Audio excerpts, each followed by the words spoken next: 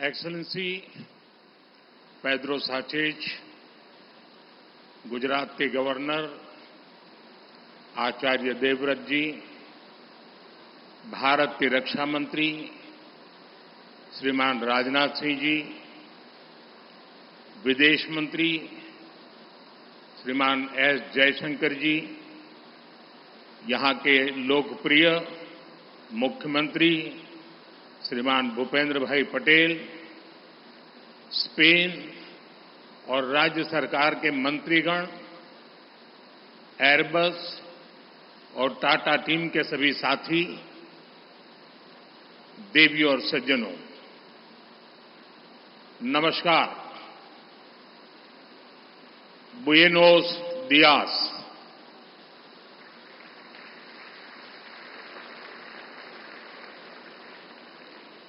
मेरे मित्र पेड्रो साnchez जी के उनकी पहली भारत की यात्रा है। आज से हम भारत और स्पेन की पार्टनरशिप को नई दिशा दे रहे हैं। हम C295 ट्रांसपोर्ट एयरक्राफ्ट के प्रोडक्शन की फैक्ट्री का शुभारंभ कर रहे हैं।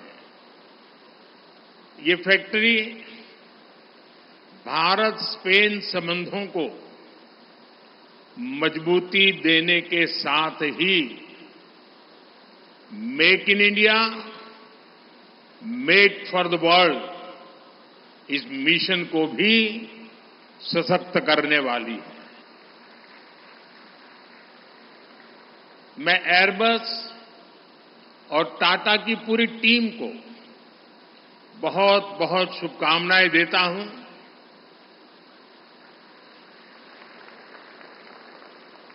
कुछ समय पहले ही हमने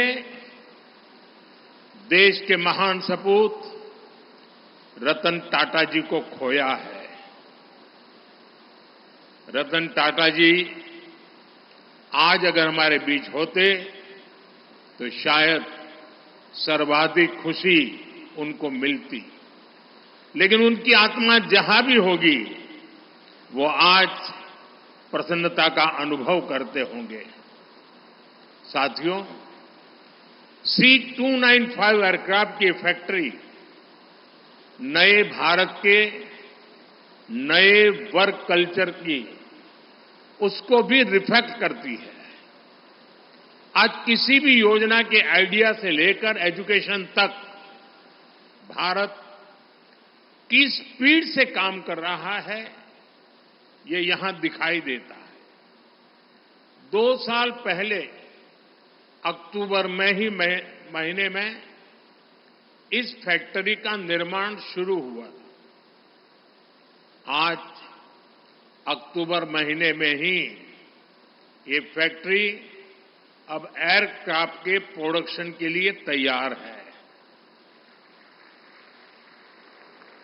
मेरा हमेशा से ये फोकस रहा है कि प्लानिंग और एग्जीक्यूशन में अनावश्यक देरी न हो। जब मैं गुजरात का सीएम था तब यहीं बड़ोदरा में ही बॉम्बार्डियर ट्रेन कोच बनाने के लिए फैक्ट्री लगाने का फैसला हुआ था।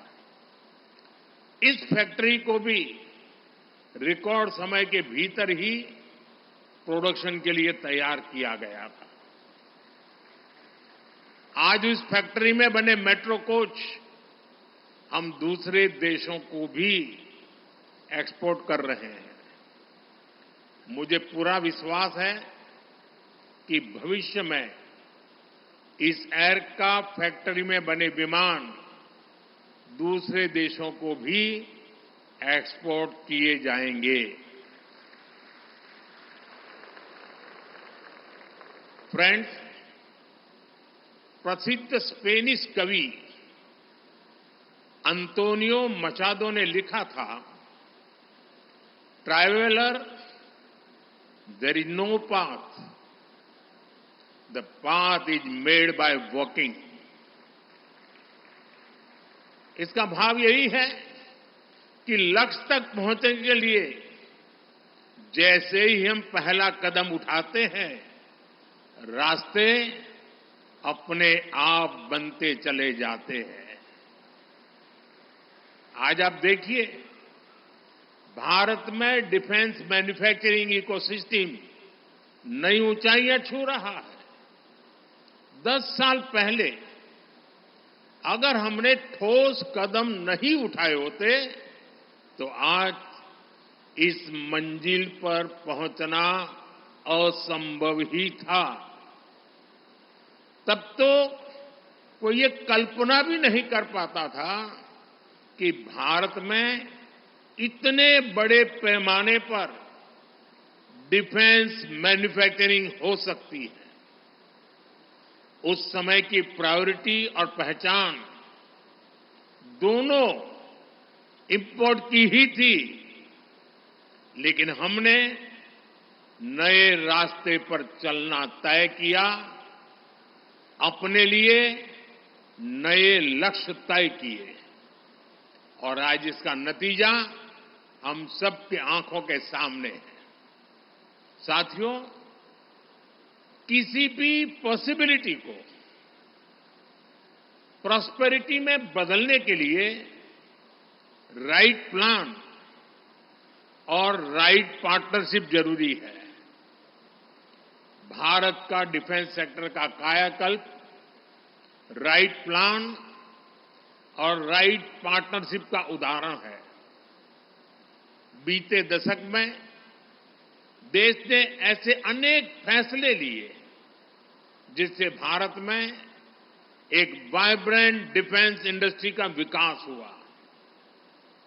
हमने डिफेंस मैन्युफैक्चरिंग में प्राइवेट सेक्टर की भागीदारी को विस्तार दिया, पब्लिक सेक्टर को एफिशिएंट बनाया, ऑर्डिनेंस फैक्ट्रीज को 7 बड़ी कंपनियों में बदला, डीआरडीओ और एचएएल को सशक्त किया, यूपी और तमिलनाडु में 2 बड़े डिफेंस कॉरिडोर बनाए। ऐसे अनेक निर्णयों ने डिफेंस सेक्टर को नई ऊर्जा से भर दिया। आईडेक्स यानी इनोवेशन फॉर डिफेंस एक्सीलेंस जैसी स्कीमों ने स्टार्टअप्स को गति दी। बीते 5-6 सालों में ही भारत में करीब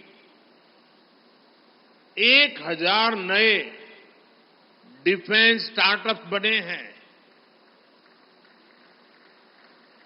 बीते 10 वर्षों में भारत का डिफेंस एक्सपोर्ट 30 गुना बढ़ा है।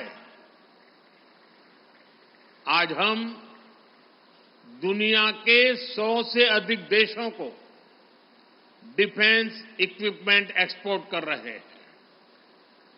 साथियों, आज हम भारत में स्किल्स और जॉब क्रिएशन पर बहुत अधिक फोकस कर रहे हैं। एयरबस और टाटा की इस फैक्ट्री से भी भारत में हजारों रोजगार का निर्माण होगा। इस प्रोजेक्ट के कारण एयरक्राफ्ट के 18,000 पार्ट्स की इंडिजीनियस मैन्युफैक्चरिंग होने जा रही है। देश के किसी हिस्से से एक पार्ट मैन्युफैक्चर होगा तो देश के किसी दूसरे हिस्से में दूसरा पार्ट मैन्युफैक्चर होगा। और ये पार्ट बनाएगा कौन? हमारे माइक्रो और स्मॉल इंडस्ट्रीज ये काम करने वाले हैं। हमारे एमएसएमईज इस काम का नेतृत्व करेंगे। हम आज भी दुनिया की बड़ी एयरक्राफ्ट कंपनियों के लिए पार्ट्स के बड़े सप्लायर में से एक हैं। इस नई एयरक्राफ्ट फैक्ट्री से भारत में नई स्किल्स को, नए उद्योगों को बहुत बल मिलेगा। साथियों, आज के इस कार्यक्रम को मैं ट्रांसपोर्ट एयरक्राफ्ट की मैन्युफैक्चरिंग से आगे बढ़कर के देख रहा हूं। आप सभी ने पिछले एक दशक में भारत के एविएशन सेक्टर की अनप्रेसिडेंटेड ग्रोथ और ट्रांसफॉर्मेशन को देखा है। हम देश के सैकड़ों छोटे शहरों तक एयर कनेक्टिविटी पहुंचा रहे हैं। हम पहले से ही भारत को एविएशन और एमआरओ डोमेन का हब बनाने के लिए काम कर रहे हैं। ये इकोसिस्टम भविष्य में made in India civil aircraft का रास्ता भी बनाएगा। आप जानते हैं कि अलग अलग भारतीय एयरलाइंस ने 1200 नए एयरक्राफ्ट खरीदने का ऑर्डर किया है दुनिया को। अब शायद दुनिया की कंपनी किसी और देश का ऑर्डर ही नहीं ले पाएगी। यानी भविष्य में भारत और दुनिया की जरूरतों को पूरा करने के लिए सिविल एयरक्राफ्ट की डिजाइन से लेकर मैन्युफैक्चरिंग तक इस फैक्ट्री की बड़ी भूमिका होने वाली है। साथियों, भारत के इन प्रयासों में वडोदरा शहर एक कैटलिस्ट की तरह काम करेगा। ये शहर पहले से ही एमएसएमईज का स्ट्रांग सेंटर है। यहां हमारी गतिशक्ति यूनिवर्सिटी भी है। ये यूनिवर्सिटी हमारे अलग अलग सेक्टर के लिए प्रोफेशनल्स तैयार कर रही है। वडोदरा में pharma sector, engineering and heavy machinery, chemicals and pharmaceuticals, power and energy equipment, ऐसे अनेक सेक्टर से जुड़ी अनेकों कंपनियां वडोदरा में है। अब ये पूरा क्षेत्र भारत में एविएशन मैन्युफैक्चरिंग का भी बड़ा हब बनने जा रहा है। और इसके लिए मैं आज गुजरात सरकार को, यहां के मुख्यमंत्री श्रीमान भूपेंद्र भाई को और उनकी पूरी टीम को उनकी आधुनिक औद्योगिक नीतियों के लिए, निर्णयों के लिए बहुत बहुत बधाई देता हूं, उनकी सराहना करता हूं। साथियों, वडोदरा में एक और खास बात है। ये भारत का एक महत्वपूर्ण कल्चरल सिटी भी है। ये हमारी सांस्कृतिक नगरी है। इसलिए आज स्पेन के आप सभी साथियों का यहां वेलकम करने में मुझे विशेष खुशी हुई है। भारत और स्पेन के बीच कल्चरल कनेक्ट का अपना महत्व है। मुझे याद है, फादर कार्लोस वेले स्पेन से आकर यहीं गुजरात में बस गए थे। उन्होंने अपने जीवन के 50 वर्ष यहीं बिताए। अपने विचारों और लेखन से हमारी संस्कृति को समृद्ध किया। मुझे उनको कई बार मिलने का सौभाग्य भी मिला। उनके महान योगदान के लिए हमने उनको पद्मश्री से सम्मानित भी किया। अब मैं इतना कह रहा हूं, तब तक किसी के गले नहीं उतरेगा, लेकिन हम लोग गुजरात में उनको फादर वालेस कहते थे और वो गुजराती में लिखते थे। अनेक गुजराती साहित्य की उनकी किताबें समृद्ध हमारा सांस्कृतिक विरासत है। साथियों, मैंने सुना है कि स्पेन में भी योगा बहुत पॉपुलर है। स्पेन के फुटबॉल को भी भारत में बहुत पसंद किया जाता है। अभी कल जो रियल मैड्रिड और बार्सिलोना के बीच मैच हुआ, उसकी चर्चा भारत में भी हुई। बार्सिलोना की शानदार जीत यहां भी डिस्कशन का विषय रही और मैं आपको गारंटी के साथ कह सकता हूं कि दोनों क्लब्स के फैंस में भारत में उतनी ही नोकझोंक भी हुई जितनी स्पेन में होती है। साथियों, फूड, फिल्म्स और फुटबॉल सभी में हमारे रिश्ते strong people to people connect से जुड़े हैं। मुझे खुशी है कि भारत और स्पेन ने साल 2026 को India Spain year of culture, tourism and AI के रूप में मनाने का निश्चय किया है।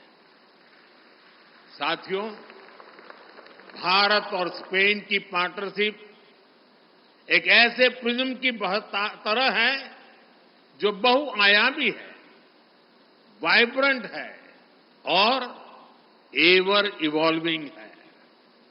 मुझे विश्वास है कि आज का यह इवेंट भारत और स्पेन के बीच ज्वाइंट कोलैबोरेशन वाले अनेक नए प्रोजेक्ट्स को प्रेरित करेगा। मैं स्पेनिश इंडस्ट्री और इनोवेटर्स को भी आमंत्रित करूंगा कि वो भारत आए और हमारी विकास यात्रा में हमारे साथी बने। एक बार फिर एयरबस और टाटा की टीम को इस प्रोजेक्ट के लिए बहुत बहुत शुभकामनाएं, बहुत बहुत धन्यवाद। Thank you.